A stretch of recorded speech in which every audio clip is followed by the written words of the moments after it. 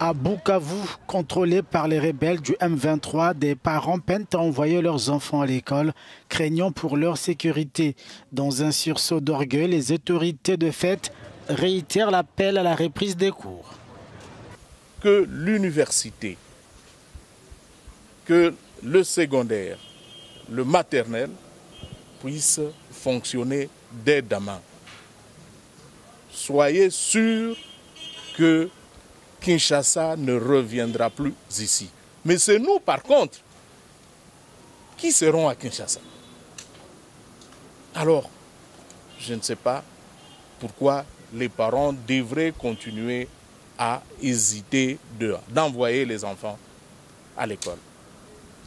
Ce qui s'est fait, ce sont des tracasseries, des gens qui pensent qu'ils vont nous intimider avec 3 maïmaï, 4 maïmaï. Non. Ce message semble ne pas rassurer les parents d'élèves. Dans la capitale du Sud Kivu, en effet, les familles redoutent une incursion des Wazalendo, des groupes d'autodéfense proches de Kinshasa.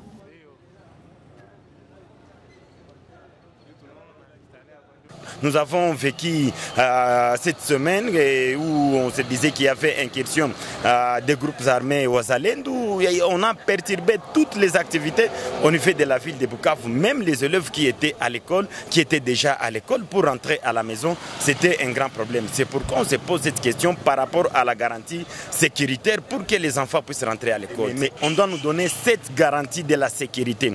On doit envoyer des unités qui devraient circuler dans toute la ville de Bukavu pour montrer aux parents, pour prouver à la population qu'il y a réellement la sécurité. Nous voulons que les enfants reprennent le chemin de l'école. Malheureusement, la sécurité n'est pas assurée. Il est donc exclu de les y envoyer dans ces circonstances. Le seul problème est leur oisiveté actuelle. Les enfants peuvent être confrontés à divers incidents en s'amusant à la maison. Cette situation nous préoccupe.